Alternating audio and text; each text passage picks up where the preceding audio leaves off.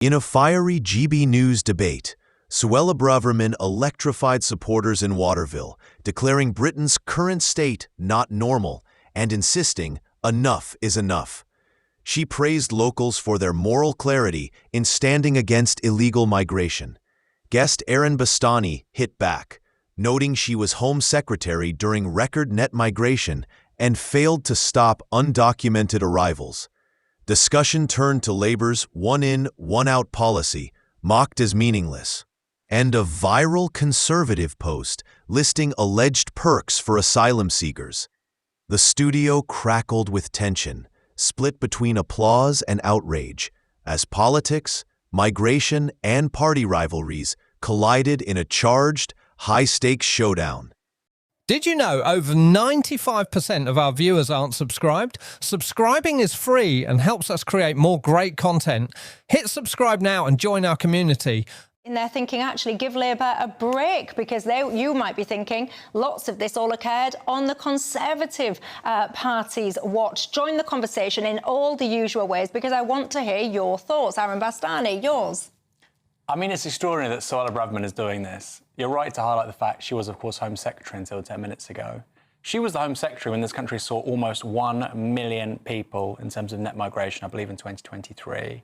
She was the Home Secretary when the country completely failed to get on top of undocumented illegal migration. And now she's giving rallies on the streets of Waterlooville, a place which has seen much better days. And if you want a snapshot of the future of British politics, that's what it is. You know, we've had the liberal establishment in this country denigrate the left for doing rallies. Apparently they don't matter. Well, I suspect everybody's going to be doing rallies because people are getting more and more passionate about issues in their locality than ever before. I'll also say one more thing. There's a difficult dynamic here for Reform and for the Tories, because Reform have had a tremendous 12 months. Reform will be looking to win a constituency just like that, whether or not Suella Braverman is their candidate. But in local elections next May, and as she said, Havant Council is controlled by the Lib Dems and Labour, if in those local elections the right-wing vote is split between Reform and the Tories, and of course she is a Tory MP, I suspect she's going to revitalise to some extent the Tory vote in at least a few wards around Waterlooville as a result of this. That doesn't necessarily benefit Reform. It doesn't necessarily benefit those people on that demonstration. So it's an interesting dynamic, because the rise of Reform and making these issues more salient has been contingent on the demise of the Tory party. Having two parties which are loud and proud on this issue and are very, very visible doesn't necessarily help them electorally. Do you agree with that summary there from Aaron Bastani? I want to hear from you. I've got to tell you, though, Yvette Cooper, I imagine that if she was sitting here now, she would be telling me, oh, Michelle, we've got it all sorted out. We're trying to clamp down. We've got our one-in, one-out policy, you name it. Let's remind ourselves of some of the things that she would be saying. Well, the pilot has now begun, and the first migrants who arrived on small boat are now in detention. That is the first step to removing them to France, because no one should be making this journey in the first place, and that's why this is now starting the process to return people and to undermine this vile trade in people. We won't provide operational details at this point that criminal gangs can simply use and exploit. But no one should be in any doubt. Anyone who arrives from now on is eligible for immediate detention and return. And this pilot will now build, because we are determined that no one should be making this journey. Annunziata, what do you think? I think this is a change in politics, that people feel they have been so ignored, so betrayed. Suella picked up on the sense of betrayal and how people haven't been listened to. And there will be more direct democratic action.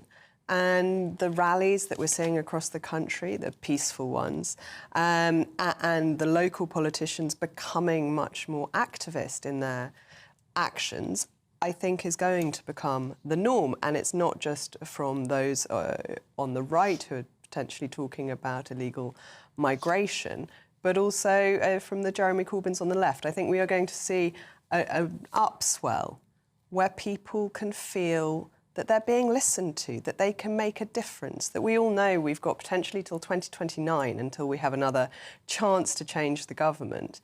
And it really feels like this one is completely tone deaf. No one I know believes the one in, one out will make any difference whatsoever, not least because it isn't one in, one out, and even if it were, that still leaves you at exactly the same number you started on, that it's a gesture that will make no practical difference. Suella's policy was, of course, Rwanda, which Keir Starmer scrapped as soon as he came in. And now the Americans are using it to prevent illegal migration to their country. We need much tougher, stronger measures in order to get control of a situation that has spiralled out of anyone's understanding.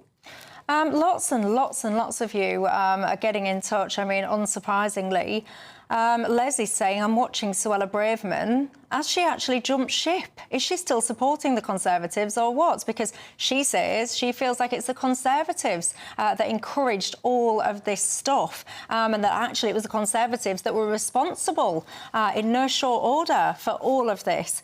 Chris says, I think that was absolutely magnificent. You know, he says, I hope that we can see much more of this all around the country. Adrian says the Tories are finished and this is desperate stuff. JW says Suella was absolutely brilliant. David says Suella tried her best to push back against all of this stuff, but she was held up everywhere she went. One of the things that the Conservatives put out on social media today was some of the so-called benefits that these so-called asylum seekers get. Did you see it, everybody? It says, asylum seeker, here's your list of perks. Housing and food provided directly by the state, hotel accommodation, weekly allowance of £49.18, access to food banks, free cooking lessons, you get health certificates, HC2, university bursaries, discounted French or Spanish lessons, free sports classes, free swimming classes. I mean, I don't know about you, ladies and gents, but this is unbelievable. It goes on. Discounts on theatre shows, apparently free mobile phone on arrival, taxpayer-funded legal aid, free bus travel. I've got to say, this is a better life than I've got. I'm off. I'm getting on a small boat. I'm going to fix my life. Goodbye.